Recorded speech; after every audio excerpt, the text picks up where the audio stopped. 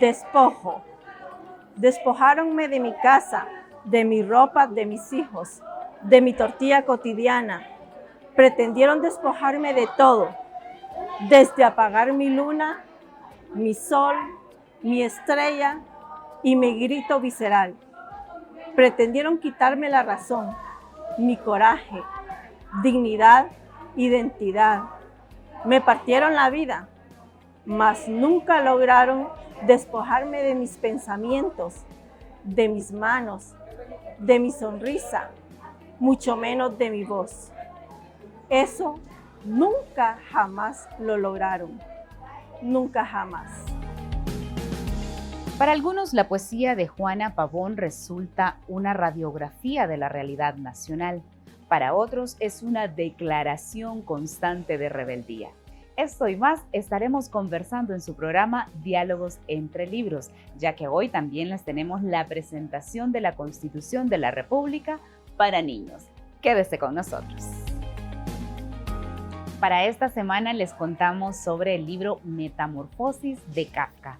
Resulta que un personaje interesante de esta novela despierta después de una noche tormentosa y resulta ser ahora un bicho, un insecto. ¿Qué aprenderá el personaje a través de esta experiencia? Es algo que tenemos que descubrir al leer Metamorfosis de Kafka. Recordarles, por supuesto, que estas y otras lecturas ustedes la pueden encontrar en la librería universitaria de la máxima casa de estudios. Muy recomendado.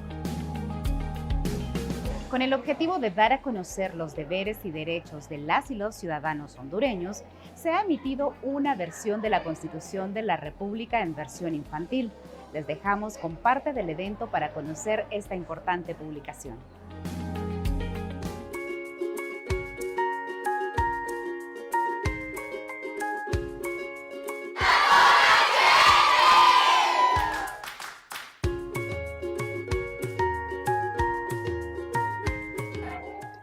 Los niños y niñas de Honduras tenemos derecho a vivir, crecer, aprender y a jugar en paz. El Estado hondureño tiene la obligación de proteger a todos los niños y las niñas del país. Establece que los padres deben alimentar, asistir y educar a sus hijos. Conocer los deberes y derechos de las y los hondureños es parte del Currículum Nacional Básico del país. Para hacerlo de una forma creativa y didáctica, se elaboró una versión ilustrada de la Constitución de la República de Honduras, misma que recibieron unos 35 niños y niñas de la Escuela Experimental de la Universidad Nacional Autónoma de Honduras. Mi primera constitución dirigido a nuestros niños y niñas hondureños, ¿verdad? Para que puedan conocer cuáles son nuestros deberes y cuáles son nuestros derechos como ciudadanos y ciudadanas hondureñas, ¿verdad? Así que esperamos que este proyecto lo puedan conocer, que pueda ser de mucho provecho y que sembremos esta semilla en tierra fértil para ser un ente multiplicador del conocimiento y que sea el inicio, ¿verdad? Para poder fortalecer todo nuestro conocimiento para una Honduras mejor. Para nosotros, este proyecto de mi primera constitución es una muestra más de nuestro amor por nuestro país.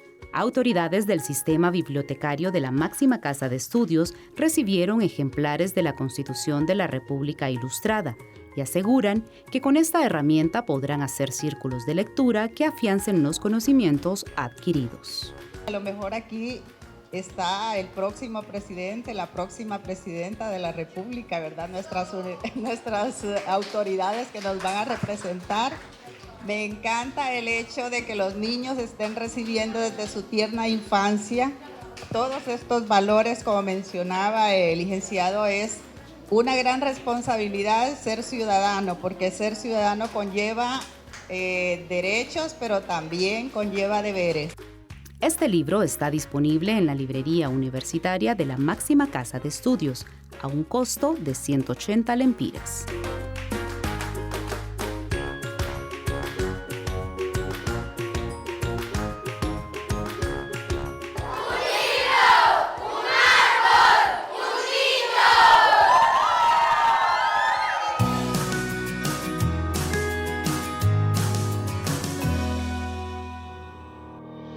Escúlquenme lo exacto y les mostraré cuán exacta soy. Simplemente Juana. Bienvenido, Rolando Sierra, gracias por estar con nosotros. Es director de Flaxo Honduras, pero hoy vamos a conocer otra faceta de usted y es esa parte literaria. Nos está presentando exactamente Juana. Coméntenos cómo surge este libro. Bueno, este libro es sobre todo la idea de poder tener una sistematización de la vida y de la obra poética de la personaje que fue Juana Pavón o Margarita Velázquez Pavón o Juana la Loca, o como la gente también del pueblo la llamaba, simplemente Juanita, porque Juana fue sobre todo una mujer que sobrevivió esta Honduras con muchas dificultades, que llevó una vida, como lo digo en el libro, a la intemperie, que vivió prácticamente sin protección, pero siempre fue una persona solidaria y que tomó como causa también luchar siempre por los desposeídos y excluidos de este Honduras y de este mundo. ¿Qué significó para usted este libro y sobre todo esa relación tan cercana con Juana? Bueno, este libro para mí ha sido como poder adentrarme más en la vida y en el pensamiento de Juana. Con Juana fue una persona que tuvimos una profunda amistad, una relación muy intensa con ella hacia mí y de ella también con mi familia. Y entonces establecimos una comunicación, un diálogo permanente, una tolerancia también en la forma de tal como era ella, Juana, una mujer de un carácter muy firme, que siempre se molestaba también frente a muchas cosas, y entonces había que entender a Juana, pero sobre todo fue la oportunidad de conocer a una persona realmente con mucha ternura a la vez, y a la vez que ternura también mucho vigor. Entonces eso fue una experiencia linda, una persona que era capaz de sentir el dolor de los otros, de las otras, y tener también la fuerza y el vigor para poder ayudarle y poder también ella sobrevivir, como ella decía, esta Honduras y esta vida. ¿Cómo es el proceso para elaborar el libro? Bueno, el libro tiene su génesis, su origen inicialmente por una solicitud que me hizo la doctora Reina Rosario, de una historiadora de República Dominicana, que ella dirige una revista en República Dominicana, y un número era dedicado más bien a las mujeres más importantes en la historia de República Dominicana. Pero ella vino aquí al Congreso de Historia del año 2016, al Congreso Centroamericano de Historia, y tuvo la oportunidad de conocer a Juana. Le presentamos a Juana y me dice: no, Rolando, Juana tiene que estar en esta galería, no solamente porque que aun cuando solamente es de mujeres dominicanas, pero Juana tiene que estar.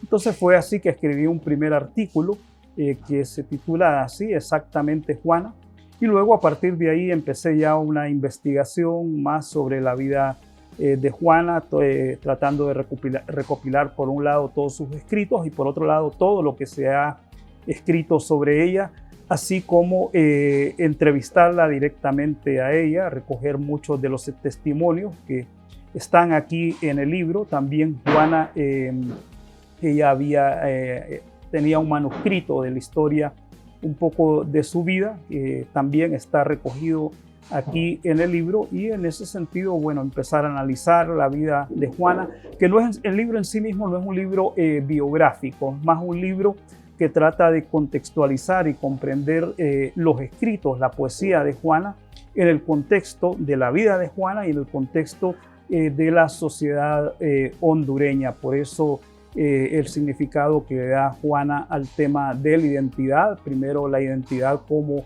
mujer, la necesidad de la identidad que ella tenía, de una identidad nacional. Ella tenía una identidad del sur, ella era nacida en San Marcos de Colón, y una identidad también nacional. Entonces, en torno a eso gira la obra de Juana.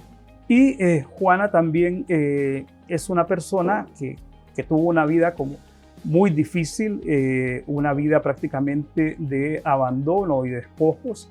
Sabemos que, bueno, Juana, su madre nació cuando tuvo el parto de ella y la madre apenas tenía 14 años. Luego el padre, cuando se da cuenta que había nacido su hija y que se da cuenta que había muerto la madre, tenía problemas de alcoholismo, bebió por un mes completo y al mes murió. Entonces prácticamente Juana queda huérfana, sola, y el médico de San Marcos de Colón, el doctor Mata, prácticamente la adopta. Pero Juana nace en el año de 1945, pero en el año de 1947 estaba todavía la dictadura de Tiburcio Carías Andino y el doctor Mata tiene que salir al exilio, y esto significó entonces que Juana prácticamente queda abandonada. Entonces entre los 2 años y los 14 años Juana vivió prácticamente en orfanatos, tanto en orfanato aquí en Tegucigalpa como en orfanatos también en Choluteca.